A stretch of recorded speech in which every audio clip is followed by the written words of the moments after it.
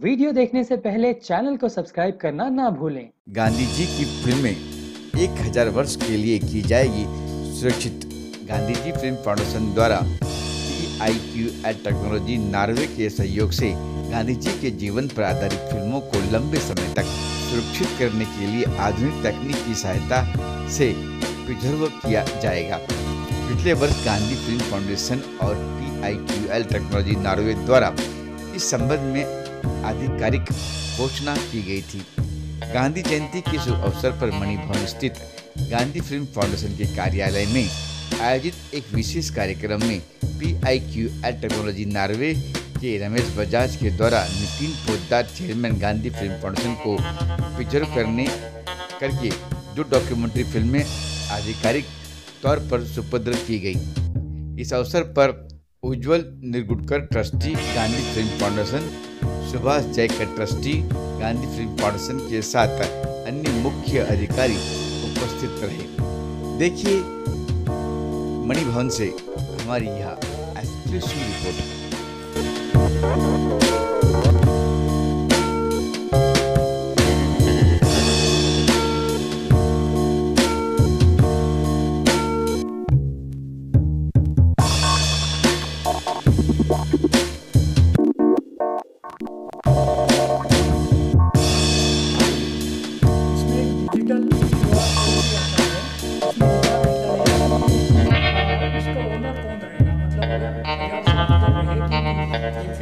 तो भी ownership will remain with Gandhi film मेरा बेटा उधर जा रहा है। क्या बता पूछूं? Ujjwal Nirgudkar trustee on the Gandhi film foundation.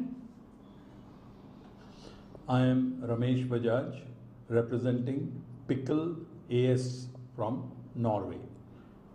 Ujjwal sir, क्या बताएंगे आज की जो अनाउंसमेंट करने वाला हो, क्या अनाउंसमेंट करने वाला हो फिल्म फाउंडेशन के बारे में?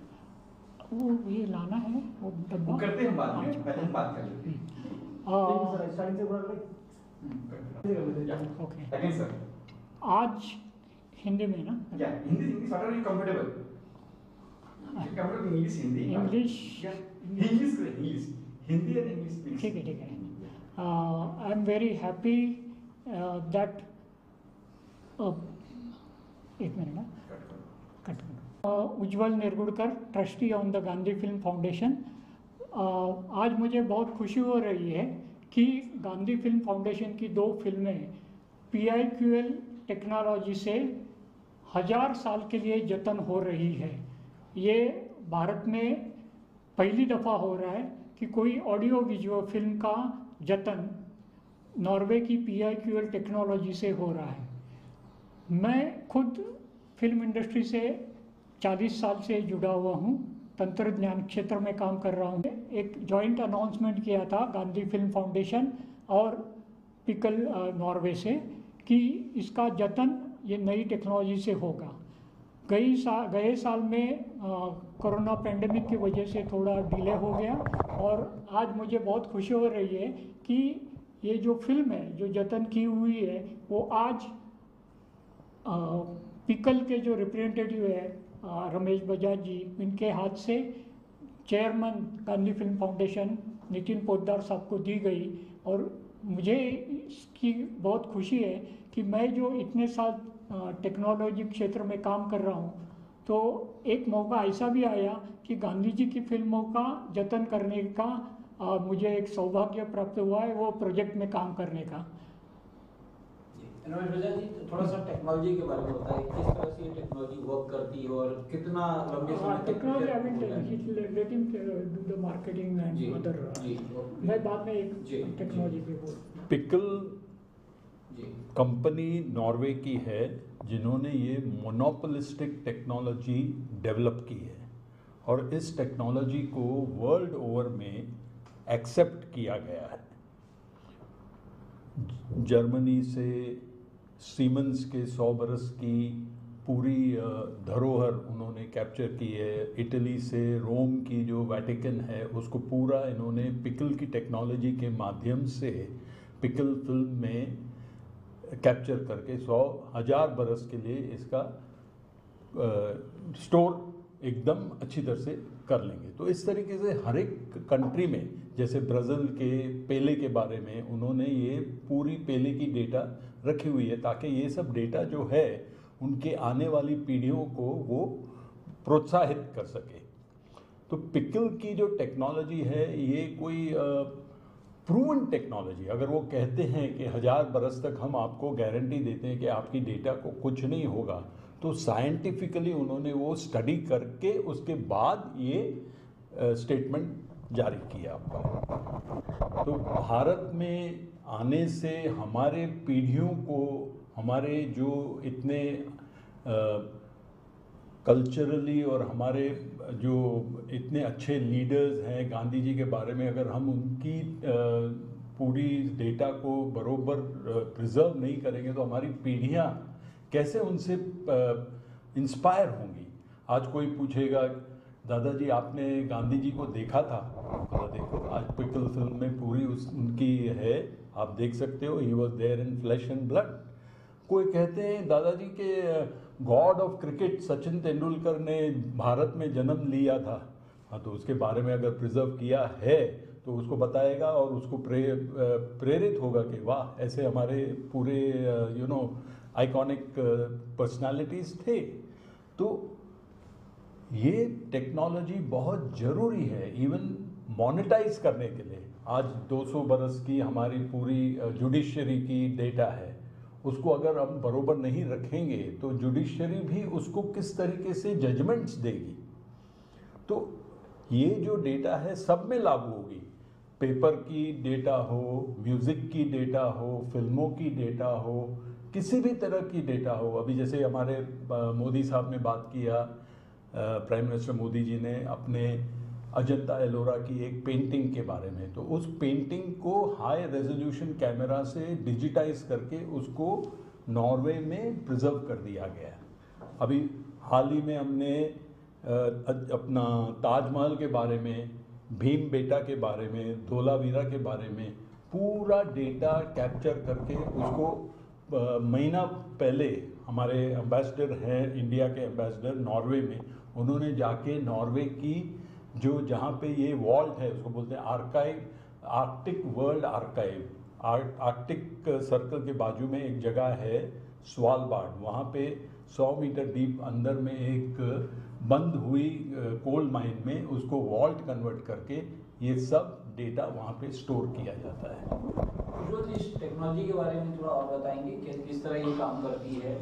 नॉर्मली हम लोग जब भी फिल्म प्रिजर्व करने के लिए उसका डिजिटाइजेशन करते हैं तो पिक्चर के लिए DPX फाइल्स बनती है और साउंड के लिए वेव फाइल्स बनती है।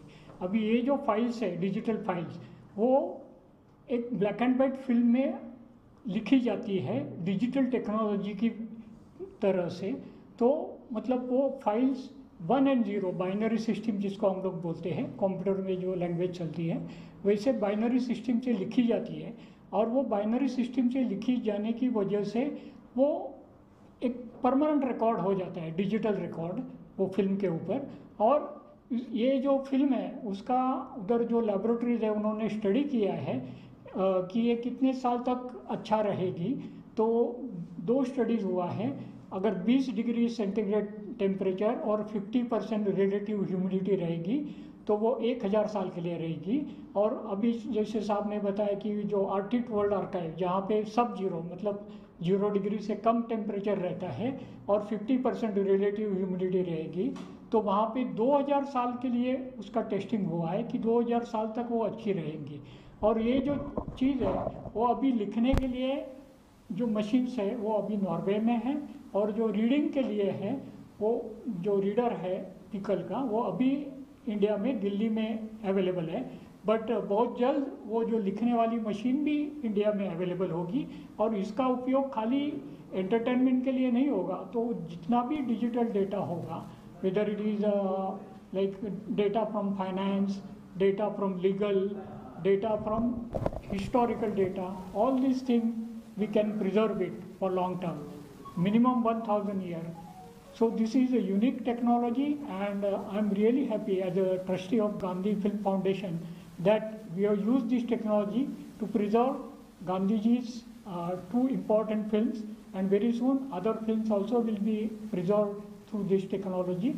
And this is really a happy moment for all of us that on the eve of, on the second day of the Gandhi Jayanti, we are announcing this. And this is not only an announcement, a physical can has already been delivered here. So one can will remain in India, one can will remain in Norway to be kept at Arctic World Archive. So this is a historical moment for any audiovisual data from India to be stored using pickle technology. आखिरी सवाल sir, इसमें गांधी जी की जो 2 फिल्में जिनको अभी preserve किया गया, वो कौन सी 2 फिल्में हैं, उसके बारे में बताएं। आपको तो मालूम है कि गांधी जी की बहुत से छोटी छोटी फिल्में बनाई थी, विट्ठल भाई मुखर्जी जवेरी एंड उनके जो सहायक थे मिस्टर जयकर, वो यहाँ ट्रस्टी भी है और अनफॉर्चुनेटली आज वो अवेलेबल नहीं है, लेकिन उन्होंने भी इसके ऊपर काम किया था जब एडिटिंग वगैरह चल रहा था। तो उसमें से 2 इम्पॉर्टेंट फिल्में उन्होंने ही और हम लोग साथ में मतलब सिलेक्ट की। एक फिल्म है दांडी यात्रा के ऊपर और दूसरी जो है गोलमेज परिषद के ऊपर। तो उसमें काफ़ी कुछ इम्पॉर्टेंट हिस्टोरिकल डेटा है और other personalities other than Gandhi ji also are there, and we are really happy to select this 2 important films as a first project to preserve film on pickle technology. आखिरी सवाल बजाज साहब, ये बताइए, अभी तो गांधी जी की 2 फिल्में आपने प्रिजर्व की है, इसके बाद इंडिया में और कितना आप बाजार देखते हैं PIQL के लिए, कि आप लोग कितनी और फिल्मों को या और कंटेंट को आप प्रिजर्व करना चाहते हैं या देख रहे हैं? पिकल ने आज पहले 5 करोड़ मध्य प्रदेश हाई कोर्ट के डॉक्यूमेंट्स को प्रिजर्व किया था। ये पहला एक्सपेरिमेंट था।